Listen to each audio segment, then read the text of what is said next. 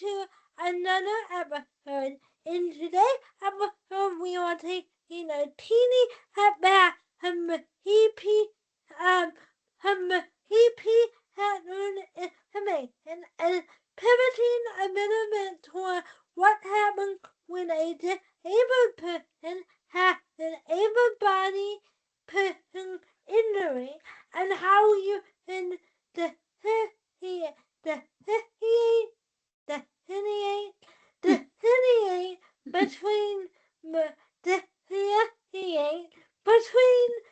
two and make sure that your medical team can also do the same and make sure that you have the equal treatment that an able-bodied person would have and stuff like that. So this is really feeling episode to hear the most experience about it. If you have a passion related to the movement in the harbor.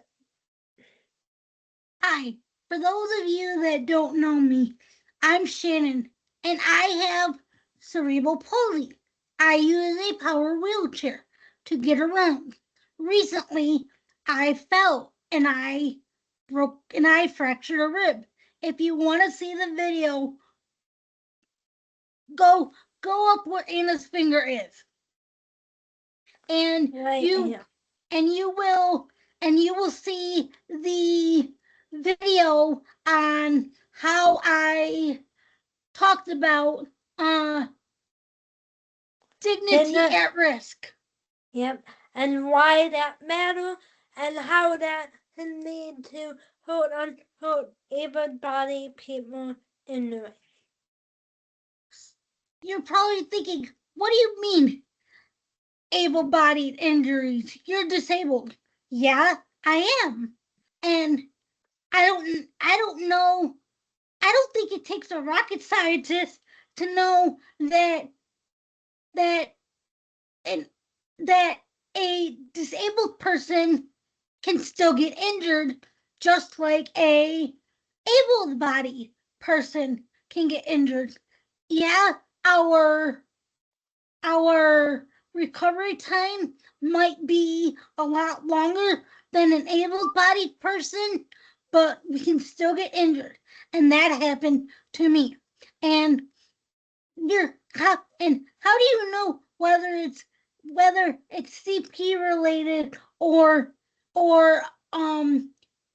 an injury related? Well, I guess you just have to use your motherly or fatherly instincts, whoever's watching this, or grandmother or grandparent. Or however, you know, because a lot of people like the first thing you have to know is know the baseline of that person, right? Yes. Know like what is a normal day for them, and then also know what do they like on their worst possible day. That makes sense. And then with all that information, make a decision. Well, if Anna drives her feet, for example, you know, make that a normal thing. But if Anna walking home with a trail of blood behind her, you know, something wrong. You know, I have my toe open and that happens, you know, and if you're person is not meeting the baseline, then it's time to do what you would do with any able-bodied person. You know, where does it hurt? You know, how did they fall? You know, where does it hurt? How did they fall? How did that happen? All the you're going to be asked at the emergency room or at the doctor's office reminder. So why not ask yourself all that at home? After you go through what the Anna and Shannon might look like on a normal day, and then what the they're my on a worst day ever. He appeared, my, because sometimes we do have bad pain here. You, Hannah, you have undermining this. Yes, Anna is correct. I have other underlying conditions besides cerebral palsy. I have lupus, and that is an autoimmune disease. It causes joint pain. It causes yeah. So when I for instance, when I fell, I heard a big pop. So I just assumed that it was lupus related, not really cerebral palsy related, but I just thought it was lupus related. And then when I couldn't move, I I told my mom, Mom, I can't move. I think we need to call Dad home to get me up. And so even though I didn't go to the doctors right then and there, we still thought to take me in, but they didn't have an opening. So mom just so I was just drugged up on Tylenol. But the next day I was able to get into a doctor's appointment, and they and they did x-rays, and then that Monday after the weekend they called me telling me about my results of x-rays. And that am I going too deep? No, I've had happened about Yes. the doctor. I, Manak, Manak, I feel like oftentimes when you have a disability at the doctor's office, you are oftentimes heaped under the rug, or they assume that it is a underlying condition, or we made them do what is already going on wrong with you. Right. Yes. Did you experience any of that, like bias per se, and if so, what was it, and then any tips that you use to get around it? I have in the past. I have in the past that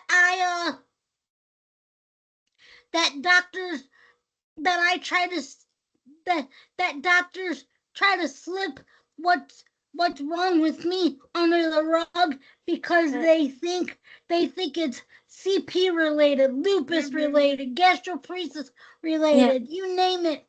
But thankfully, I have a new PCP, that is primary care physician, for those that don't know, which you should, but in case you don't know, I have a new primary care physician, and thankfully, my new primary care physician has seen me before when my original primary care physician couldn't see me.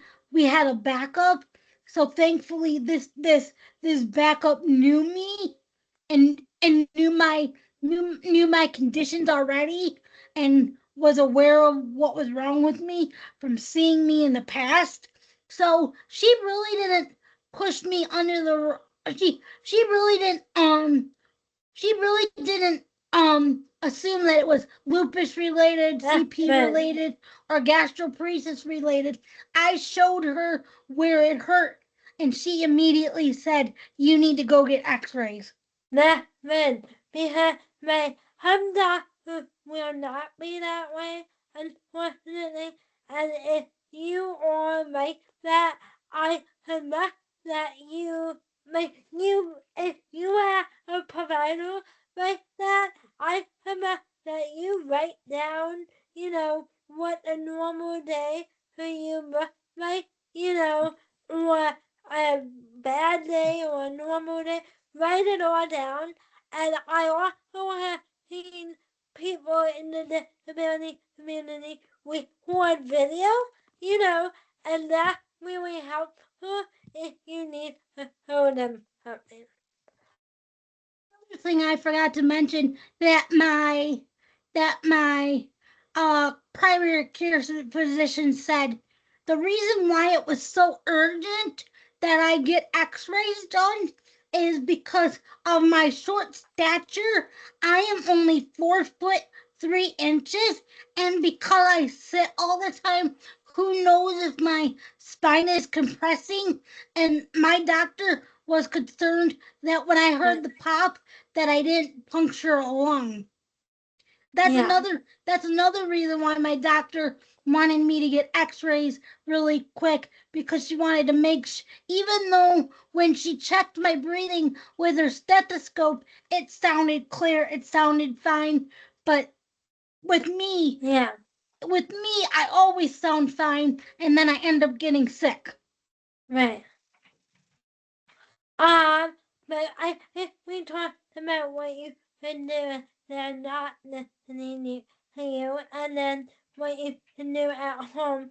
What for a treatment though? How does that differ from an able-bodied person with happen with or happen anything for that matter? Are you asking me? Yeah. My doctor said it could take anywhere in a quote unquote able bodied, it would take anywhere between 4 to 6 weeks.